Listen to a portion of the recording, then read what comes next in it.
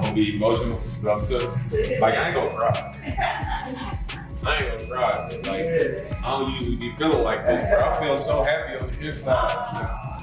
Man. And we're happy for you, Dame. It's okay to let out one tear. As he was officially reintroduced late last night, he addressed reporters at around 9 o'clock Eastern yesterday evening. Here's what he said about what it's like to be back in Portland. I think if we're all being honest, we obviously never wanted to see him go. And even when he did, we all wanted to see him back. It was something that I never wanted to happen to begin with. You know, even once it was like I knew I was being traded, like I don't know if I ever let it go. You know, it was hard to let go. I literally, after I tore my Achilles and I felt it and I was sitting on the floor, I grabbed it and I rolled over and I sat up. And the first thought that I had to myself was like, I'm about to come back from an Achilles. We got to the back, and when the doctor said, you tore your Achilles, like I think everybody else had more pity for me than I did.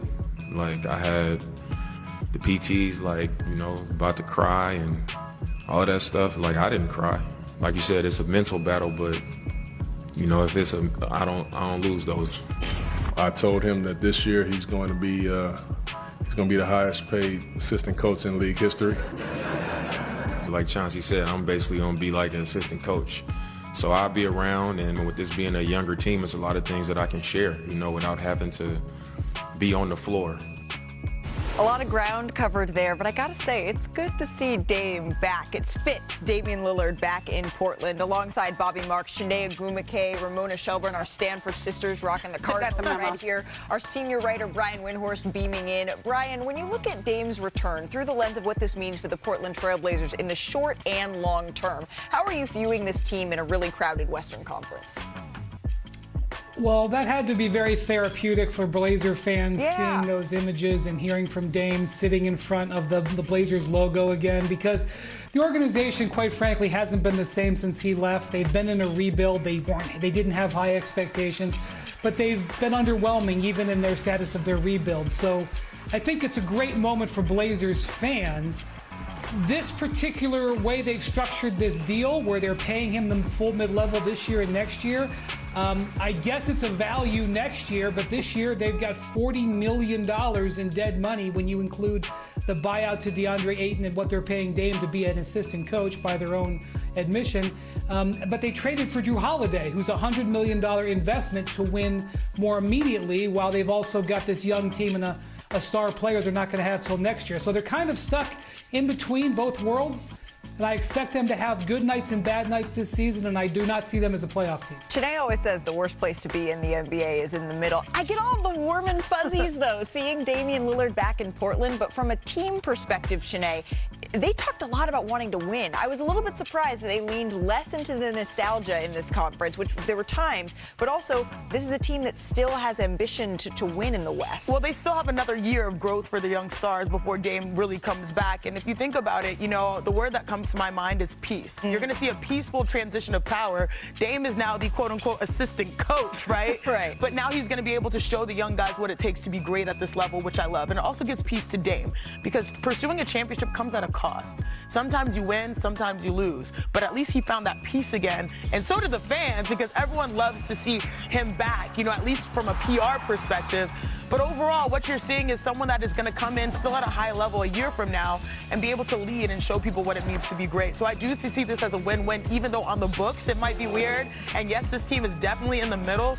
I do think this is one of those things where you look from the outside, you're all still advertising what you want your program, your franchise, your organization to be. Yeah. And this was a good move by them to show people we're building for the foreseeable future. Maybe not the next 2 years or 3 years, but we still are a destination worth looking towards. Brian Windhorst, it is July 22nd, okay? And I need some good news. I need the warm feeling. I need the story. Like, this is, listen, if we're talking, if we're in November, December, and this happens later in the time, okay, fine, we can talk about whether they're really going to win this year or not. But for right now, can we lean into nostalgia? Because I covered when he left there pretty deeply, and it was not a great exit. Like, they did not and he talked about this with Joe Cronin when he said, it was really on us that we never really had those conversations. There was a lot of little things that added up to him feeling and them not feeling great about him and him not feeling great about them. And you kind of got the sense that he never really wanted to leave. He even said it there. And most of the time when people say that, I don't believe him. I believe Dame Lillard. I believe he never wanted to leave Portland. And so on July 22nd, can we just feel good about things in the Pacific Northwest? And I think everybody does. As a University of Portland graduate, Damian Lillard was a staple and now is a staple again. It feels right. But it's not just us, Ramona. It's the Trailblazers that were talking about their ambition, that were talking about winning, that are looking at their books. I'm going to turn to Bobby from accounting here to make sure that we got the books right. But they are set up here. Damian Lillard's contract is structured so that they can try to make another push. Well, I mean, I look at it almost like pre-free agency. Okay. As far as here we are. And I think we're going to show Portland on the touchscreen right now with them. They were going to be able, they had that non-tax mid-level exception already, right? $14.1 million. Who are you going to use it on?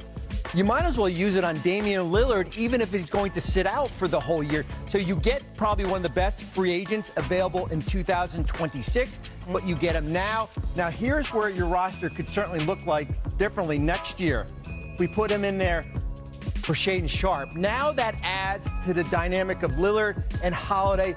Here's some things to keep an eye on. When Damian Lillard signed that contract, the second year descends. Portland is in position next offseason to go out free agent shopping to get a max salary player. Wow. That's keep an eye on there, right? The extensions of Shaedon Sharpe and Toumani Camara certainly play a role. But here's the other thing. We forget about this. Remember, Damian Lillard was traded to Milwaukee. Remember what came back. Portland has control of their 2028, 2029, and 2030 Milwaukee Bucks first-round picks. So they are certainly in a position to add in free agency and also go into free agency. I love that breakdown, Bobby. It's basically, sorry, Wendy, it sounds win-win. You make the fans happy, you make Dame happy, you have flexibility by the books, and you can sign a free agent for the foreseeable future. So maybe the next 2-3 years may not look as bad or less competitive. Like, they're actually putting themselves in good position. Well, I think they've signaled all year that they are trying to be better this year. They're not tanking again. This isn't playing for the draft again. They found Denny Avdia. They found Klingon. They found Shaedon Sharpe. I mean, I think they have some pieces now to build around. And now they have the hole that they got for Damian. That's crazy. Wow.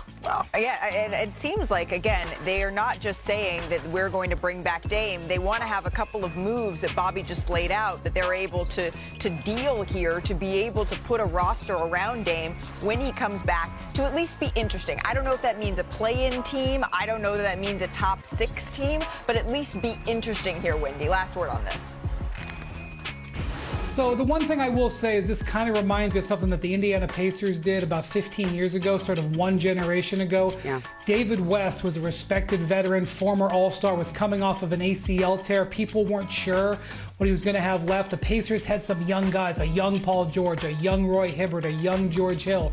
David West came in and was the veteran who really lifted that whole organization, and they were in the conference finals very quickly. I think that's the kind of bounce that they're hoping to get from Dame Lillard.